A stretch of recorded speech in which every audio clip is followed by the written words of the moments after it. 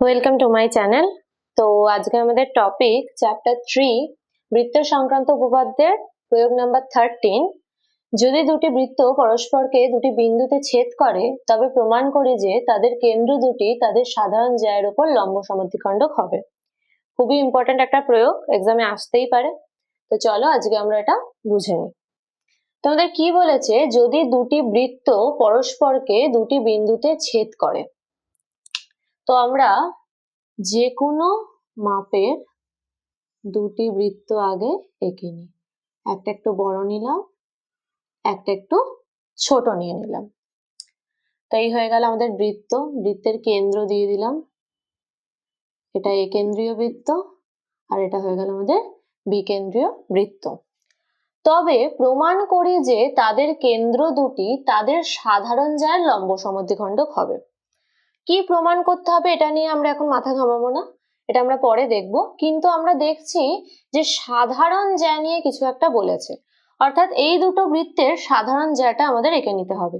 এই দুটো বৃত্তের সাধারণ জ্যা দেখো, বৃত্ত দুটি যে দুটি বিন্দুতে ছেদ করেছে এই বিন্দু দুটিকে যদি আমরা জুড়ে দিই তাহলে দেখো এটা একটা জ্যা হচ্ছে, যেই জ্যাটা এ কেন্দ্রীয় বৃত্তেরও একটি জ্যা এবং বি কেন্দ্রীয় বৃত্তেরও একটি জ্যা।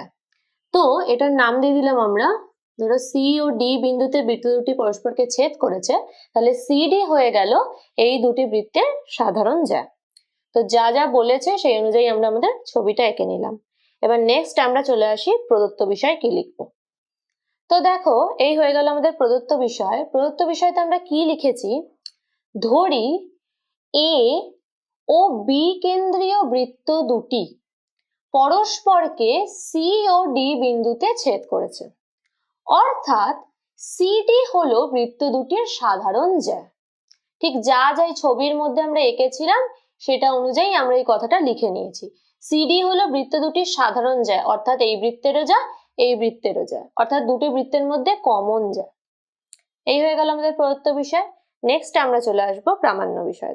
তো দেখো প্রামাণ্য বিষয়তে আমরা কি লিখেছি, আমাদের কি প্রমাণ করতে বলা হয়েছিল, প্রমাণ করে যে তাদের কেন্দ্র দুটি অর্থাৎ এ ও বি কেন্দ্র তাদের সাধারণ জ্যায়ের লম্ব সমদ্বিখণ্ডক হবে।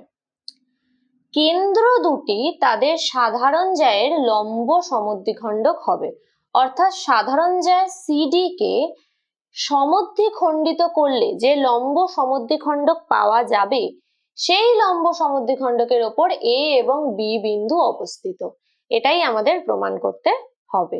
তো সেই অনুযায়ী আমরা প্রামাণ্য বিষয়ে কি লিখেছি, এ ও বি বিন্দু দুটি সিডি সাধারণ জ্যায়ের লম্ব সমদ্বিখণ্ডকের ওপর অবস্থিত।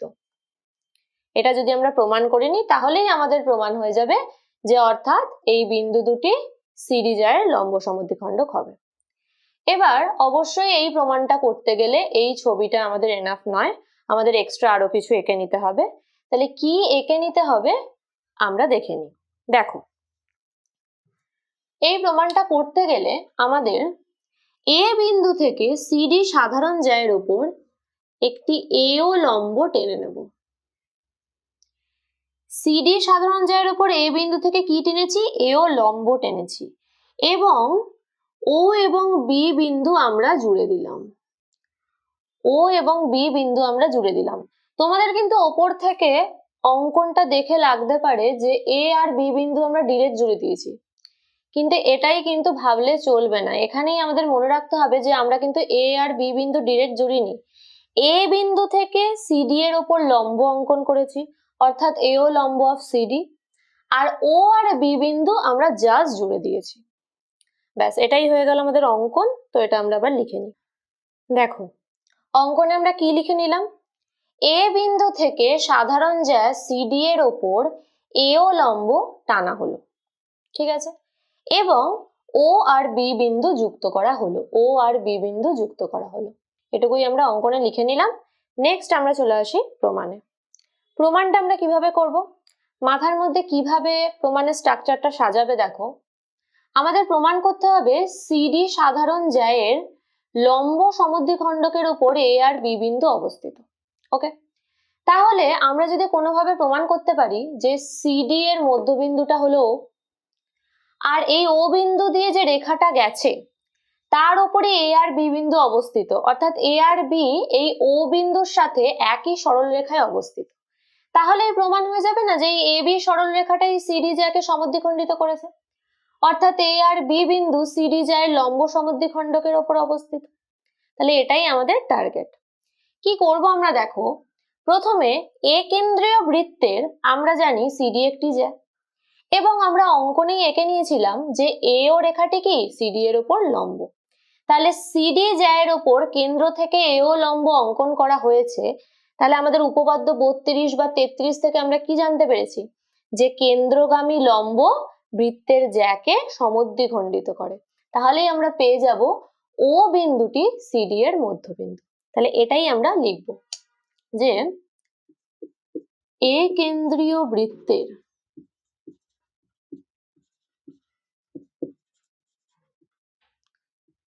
সিডি জ্যা এবং এও লম্ব অফ সিডি হয়ে গেল। সুতরাং কি লিখে দিতে পারি, ও সিডি এর মধ্যবিন্দু।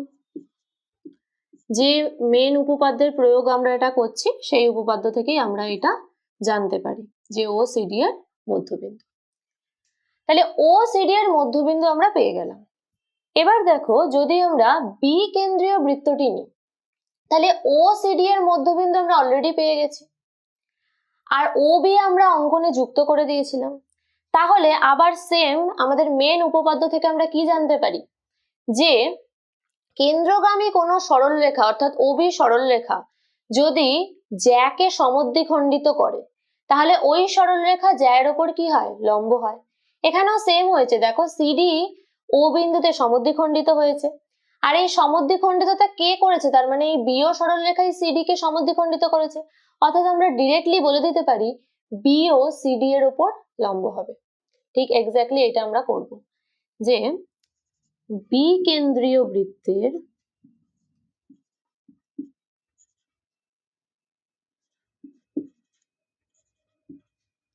সিডি জ্যা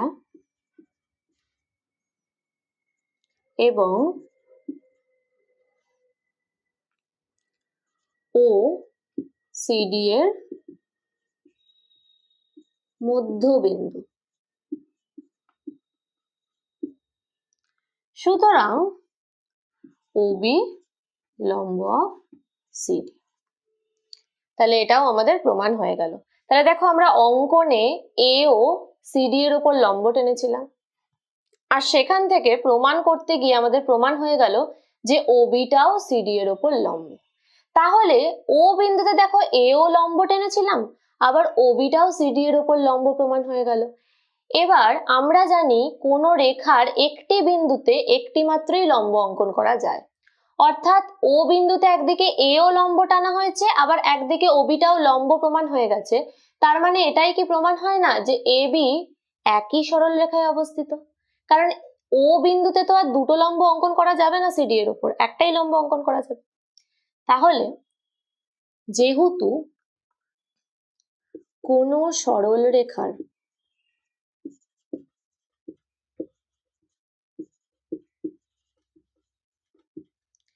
একটি বিন্দুতে একটি মাত্র লম্ব অঙ্কন করা যায়, সুতরাং এও ও ওবি একই সরল রেখায়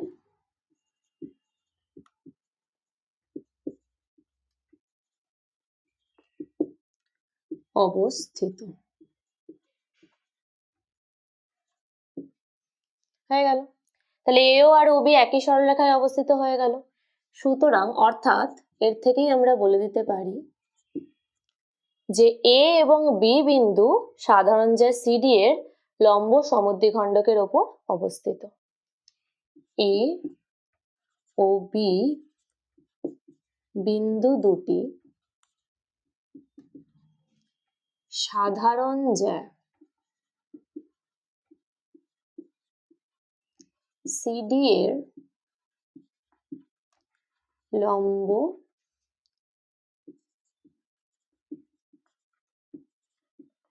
সমদ্বিখণ্ডকের ওপর অবস্থিত।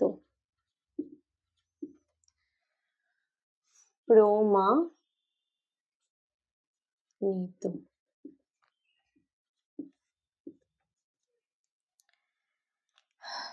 তাহলে এই হয়ে গেল আমাদের প্রমাণ। তোমাদের যদি কোনো ডাউট থেকে থাকে তাহলে অবশ্যই আমাকে কমেন্ট সেকশনে জানাবে। আর তোমরা যদি চাও যে আমি অন্য কোনো টপিক কভার করি, অন্য কোনো চ্যাপ্টারে তোমাদের যদি ডাউট থাকে, তাহলে প্লিজ আমাকে কমেন্ট সেকশনে জানিও। আমি সেই সংক্রান্ত ভিডিও বানানোর চেষ্টা করব। আর ভিডিওটি ভালো লেগে থাকলে অবশ্যই লাইক করে দিও, শেয়ার করে দিও বন্ধুদের সাথে, আর আমার চ্যানেলটিকে সাবস্ক্রাইব করে দিও। তাহলে আমিও উৎসাহ পাবো তোমাদের জন্য নতুন নতুন ভিডিও নিয়ে আসা। Thank you.